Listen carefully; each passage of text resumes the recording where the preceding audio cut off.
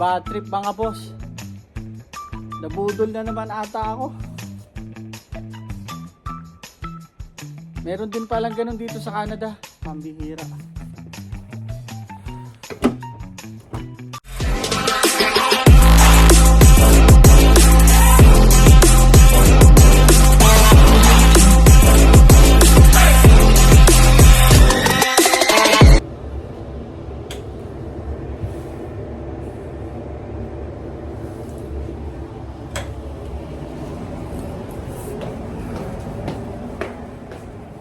Kamusta kayo mga boss?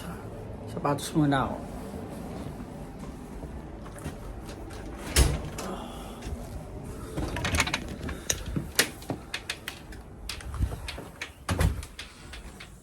Hindi na ganun kalamig.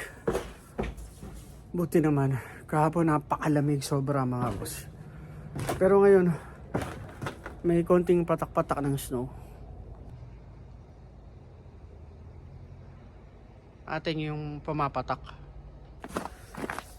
Kakauwi ko lang ng alas 2 mga boss. Nag-charge ako ng camera ko eh. At schedule kanina ng sasakyan ko umaga, alas 8. Tuesday ngayon dito sa amin sa Canada. At tapos na. Ito yung kulay dilaw na papel na nakita nyo. Yan. Nakaschedule ako kanina umaga eh. So ngayon, nung inuwa ko, lobat kasi ako kanina eh. Ngayon, okay na siya. Oh, God. At good news. Bukod sa okay na sasakyan ko,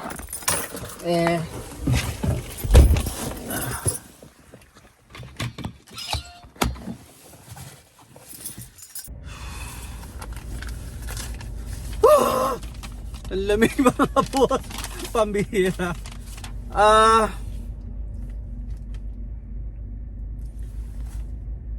Diba sabi ko sa inyo ang babayaran ko ay total ay 800 mahigit. Pero kanina nung nagawa na siya, ang total lang na binayaran ko ay 674. So ang labor niya lang ay 391. Ito lang ang binayaran ko.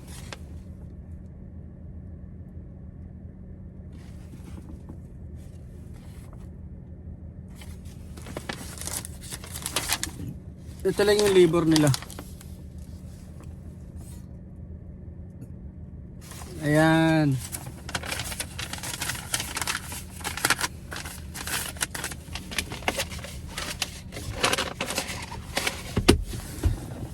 At ngayong araw na to, dapat wala akong pasok sa 7-Eleven. Kasi diba napasok lang ako doon tuwing day off ko. Ang day off ko ay Lunes at Biyernes. Ngayon ay araw ng Martes. Tinawagan ako ng boss ko, baka daw pwede akong pumasok kahit ilang oras. At hindi ako magluluto ng manok.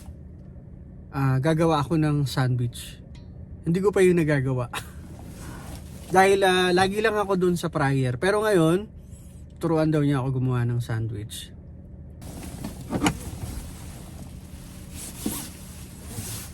Kaya samahan niyo ako mga boss. At babawiin natin yung pinapagawa ko ng sasakyan. Hindi naman mga boss. Kasi kailangan eh. Kailangan ko itong ipagawa. Tulad nga ng sinabi ko sa inyo, kung nakukulitan na kayo sa akin, ayoko kumuha ng ng panibagong sasakyan, panibagong hulugan, o bibili ako ng cash na second hand. Ayoko mga boss. Kasi sabi sa akin ng mekaniko, maganda pa yung makina ng sasakyan mo. Yung mga naging sira ng sasakyan mo, mga basic lang yan. Kaya mapapakinabangan mo pa ng matagal ang sasakyan mo. Kinuha to ng misis ko dati, second hand din. Second hand din, hulugan pa. Nilugan niya yata niya to ng 5 years. So nakailang may-ari na rin to. Hanggang sa ito na yung napunta sa akin ngayon. Pero dati, bago to kunin ng misis ko, inantay niya muna siya ma-PR. Nung bago siya dito, Nagtiis siya ng 2 taon o 3 taon na naglalakad papasok sa trabaho, nakikisabay nung siya ay hindi pa na-PR. Nung na-PR na siya, saka lang siya nagdesisyon, makalipas ang 1 taon na na-PR na siya, na kumuha ng sasakyan, kotse pa ang kinuha niya at hulugan pa rin, second hand pa rin, mababa pa rin yung bi-weekly, mababa yung hulog. Ang isinishare ko sa inyo, yun lang, yung karanasan lang na misis ko dito.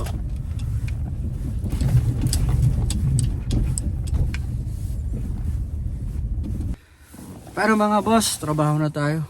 Ito na tayo sa 7-Eleven, kadadaldal ko pambihira. Mamaya painitin ko ulit ito bago umalis. Oh, Canada! Ang lamig mo!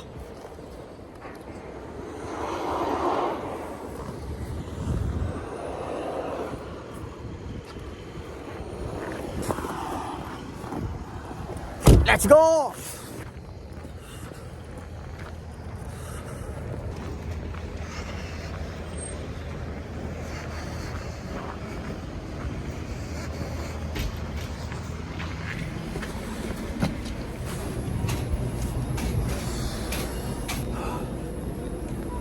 Tapos magbihis na ako. Ito yung store namin, di ba?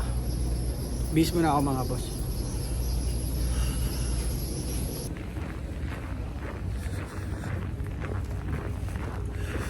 Ay. Uwi na tayo mga boss.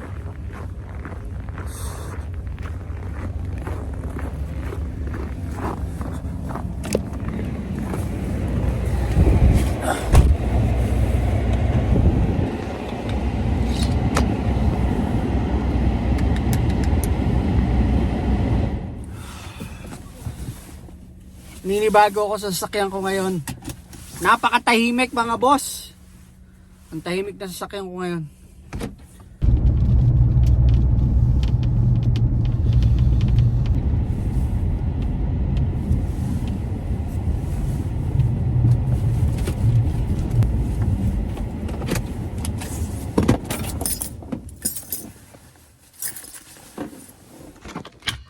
Let's go mga boss.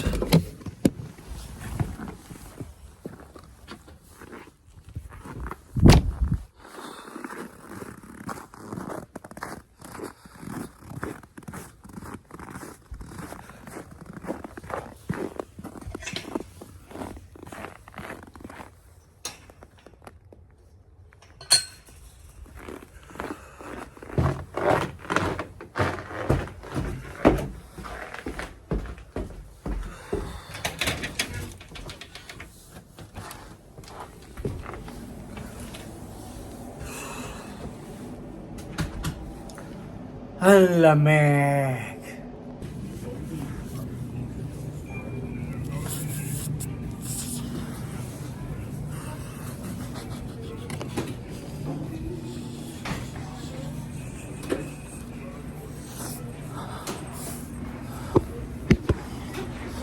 Hello.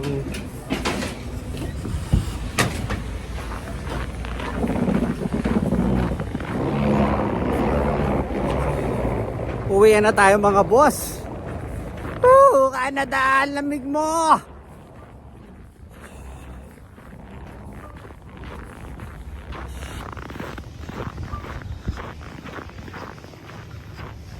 Magtatanggal pa muna tayo ng snow mga boss bago tayo umalis.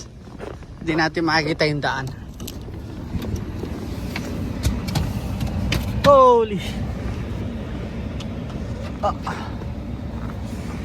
Ano ba nilagay? Yun. Sesa na kayo, medyo makalat yung sakyan ko.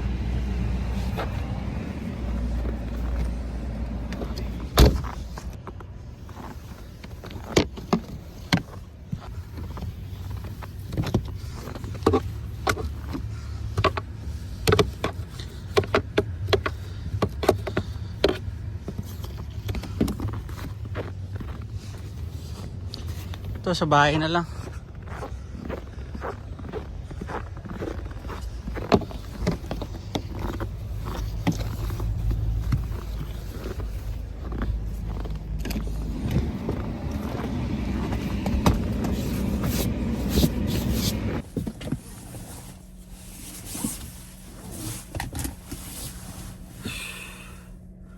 Medyo pinakiramdam ako. Meron pa akong sipon mga boss.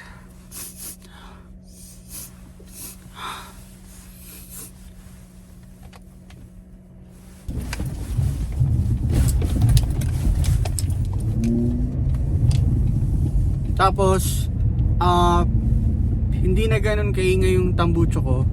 Kasi yung aking pinaka elbow na tambucho, yung galing doon sa makina yung sa palabas, may nakita doon na na pinix din nila. Parang may lumalabas na usok doon. Ibig sabihin may butas. So napix na rin nila yun. Sana maging okay na. Wala nang leak, wala nang tagas na power steering fluid. Obserbahan ko ng mga ilang araw pa kasi meron naman siyang ano man tawag doon, kumbaga sa pag bumili kang warranty, pwede mong dalhin sa kanila. Hindi ko lang na-check kung ilang buwan pero sana hindi na mangyari yun. Sana okay na to.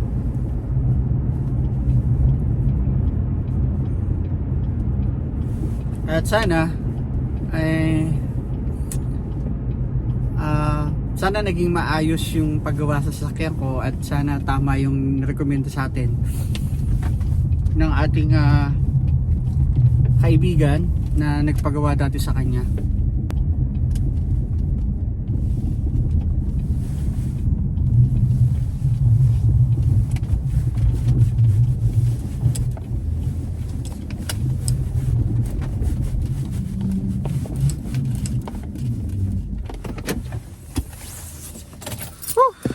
Thank you, Lord.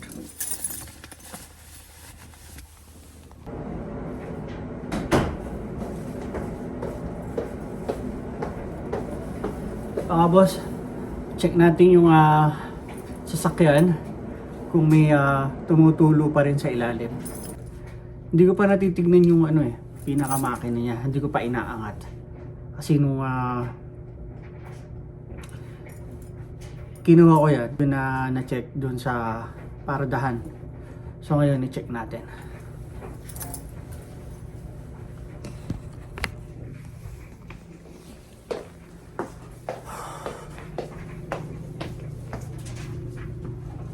Ang hirap talaga pag wala kang alam sa sasakyan. Sa totoo lang mga boss. Ito, bago tayo lumabas, share ko muna sa inyo ng konti.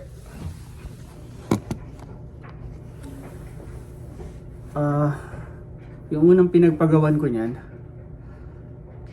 2 beses ko siyang dinala doon. Yung una, nung dinala ko, ganun din yung problema, gasket din. Siyempre wala naman akong alam mga boss. Sa totoo lang, hindi ako mahilig magpatingting ng sasakyan. Lalo na pagdating dyan sa mga may kinalaman na sa makina, ganyan. Siyempre, sa Canada, tiwala tayo sa mga mekaniko dito, di ba? At first time lang natin magpagawa. Kumbaga, malaki yung tiwala natin sa kanila dito. Nung dinala ko yan doon sa shop na yun,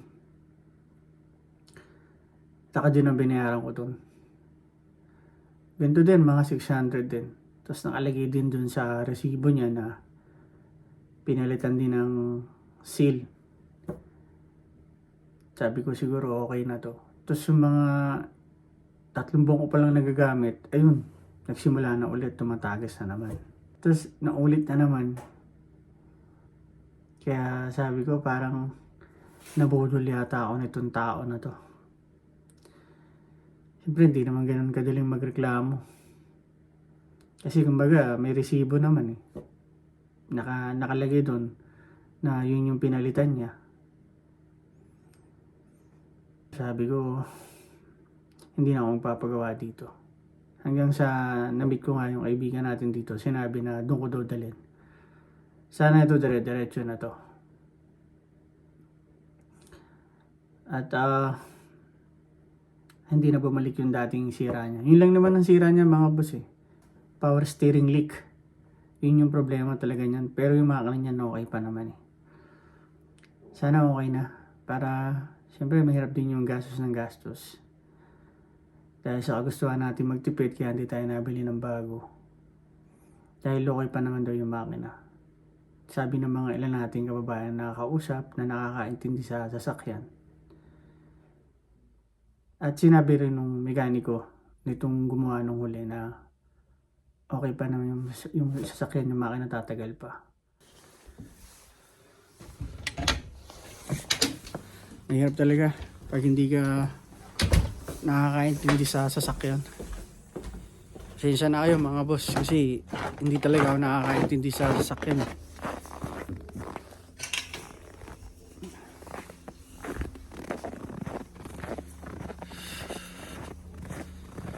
Pag inililiko ko siya dati, napakaingay. Pero ngayon, obserbahan ko, wala akong narinig na ingay. At pag binuksan mo yung makina nito, may maririnig ka agad ingay. Angat natin. Check natin.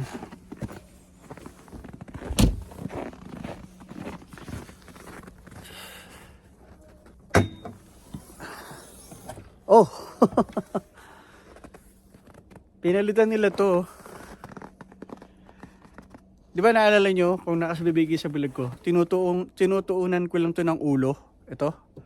Pag nagkakarga ako, di ba? Pag naglalagay ako ng power steering fluid. Pero pinalitan nila nito. Okay. Thank you. Wow. Ayos ha. Sensya na kayo ha. Madami yung makina ko. Okay, maglala pagdating ng summer, linisin ko yan. Check lang natin.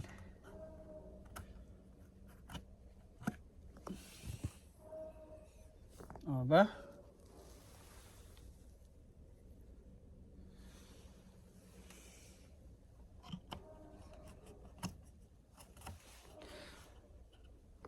Yan.